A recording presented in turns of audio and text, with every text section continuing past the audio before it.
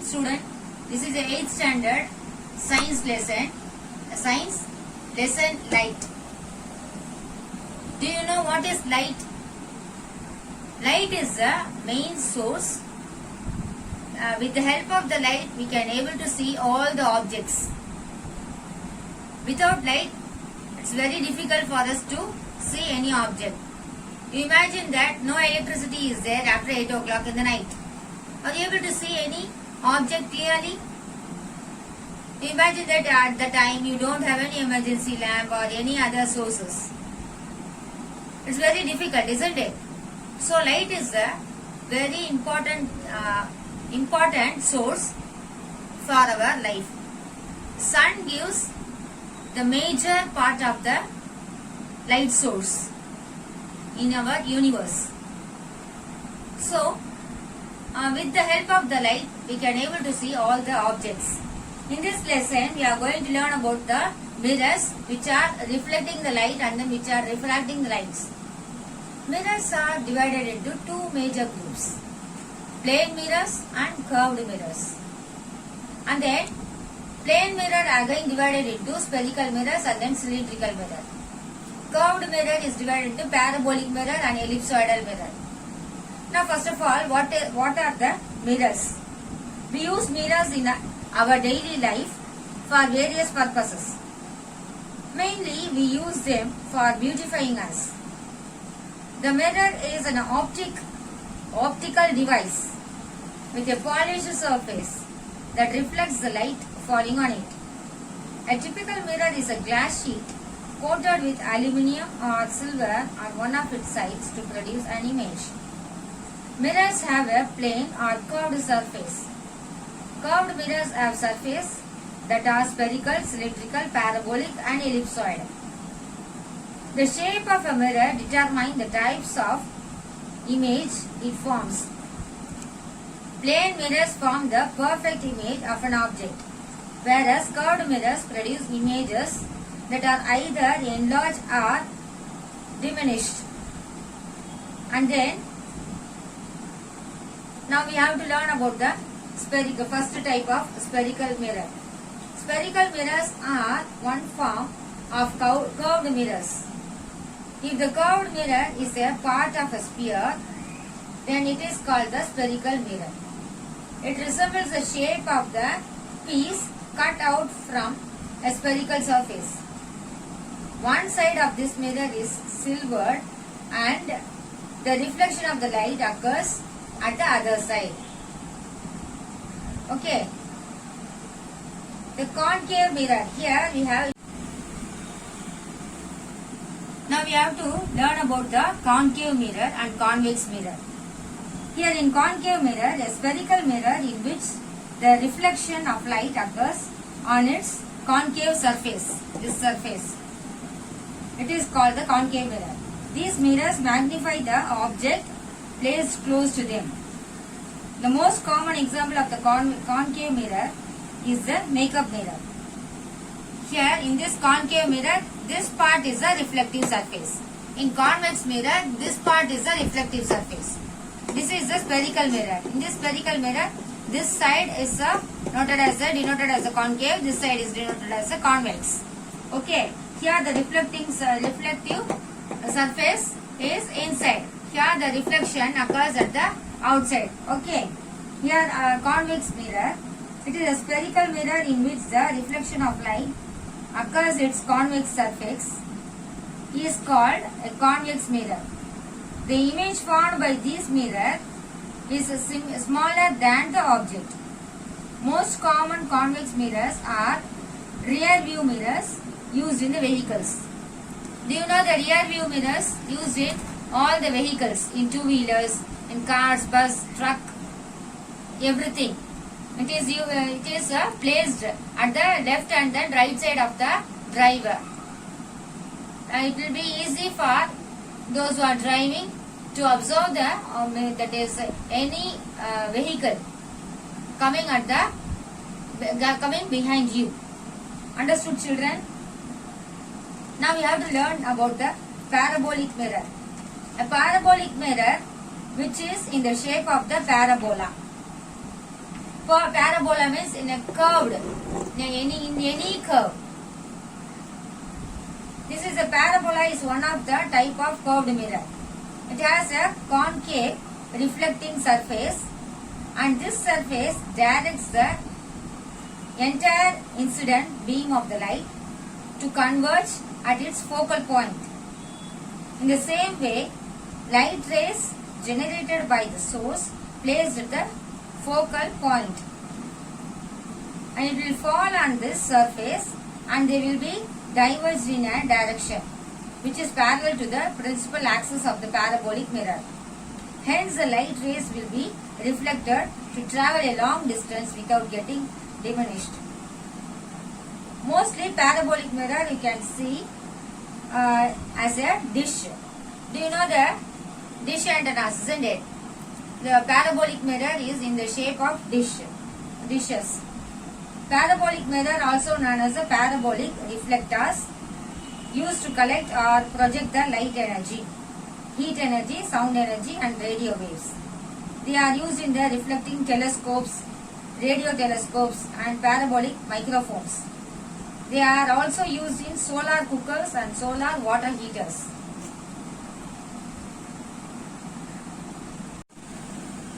Now I am going to teach you about the terms related to the spherical mirrors. In order to understand the image formation in spherical mirror, we need to know about some of the terms related to them. Center of the curvature, pole, radius of the curvature, principal axis, focus and focal length. Here, center of curvature. It is the center of the sphere from which the mirror is made. It is denoted by the letter C in the ray diagram. A ray diagram represents the formation of an image by the spherical mirror. We will study about them in the higher class. Here in pole, it is a geometric center of the spherical mirror. It is denoted by the letter P. The radius curvature, it is the distance between the center of the sphere and the vertex. It is shown by the letter R in ray diagram. That is, the vertex is the point on the mirror surface where the principal axis meets the mirror. It is also called as pole. Principal axis. The line joining the pole of the mirror and its center of curvature is called the principal axis. Now the focus. When a beam of light is incident on a spherical mirror, the reflected rays converge, that is concave mirror, at or appear to diverge from convex mirror, a point on the principal axis. This point is called the focus or principal focus. It is also known as the focal point. It is denoted by the letter F in ray diagram. Here, focal length. The distance between the pole and the principal focus is called focal length F of the spherical mirror. There is a relation between the focal length of the spherical mirror and its radius of the curvature. The focal length is half of the radius of the curvature. That is, the focal length is equal to radius of the curvature divided by 2. Okay, children? I hope you understood till this. Now I am going to continue with the image formed by the spherical mirror.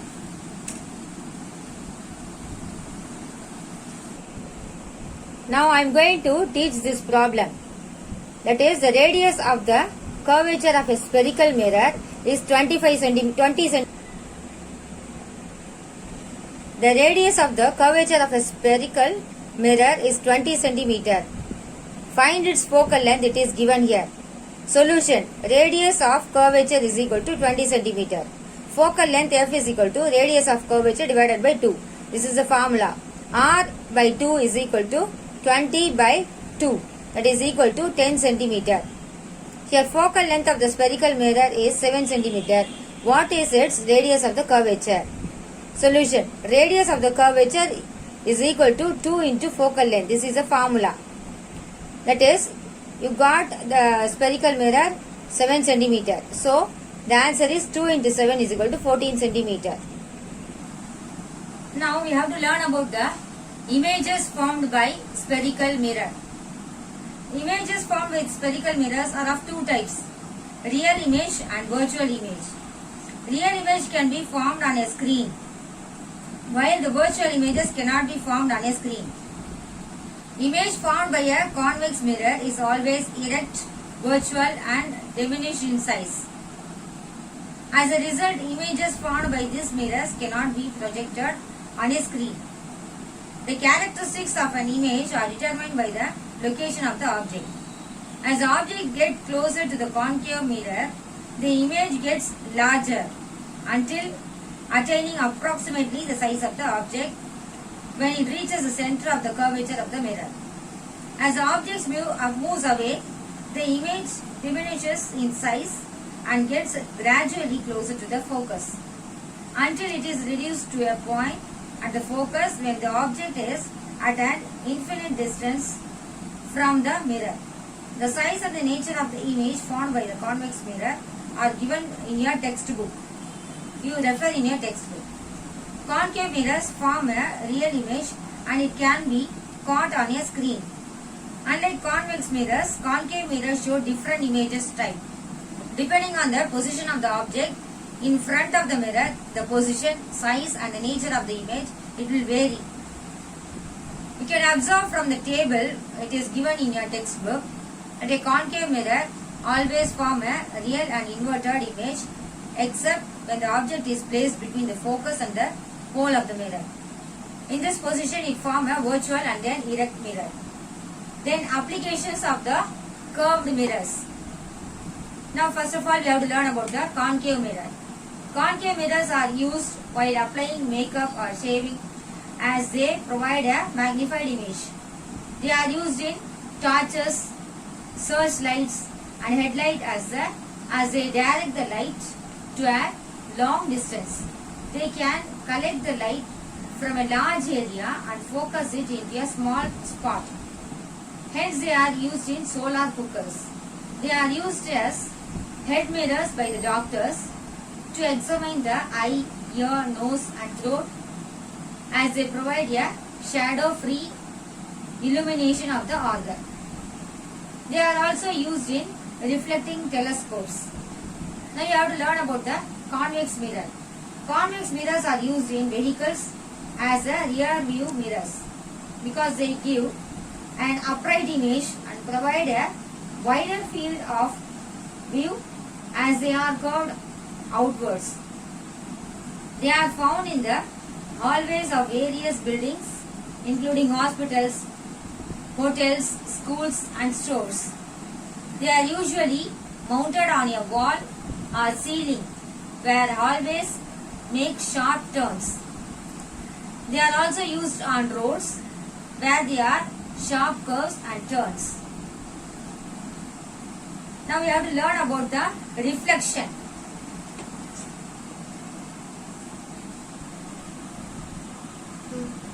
Laws of reflection. Take a plane mirror and focus the light coming from the sun on a wall. Can you see the bright spot on the wall?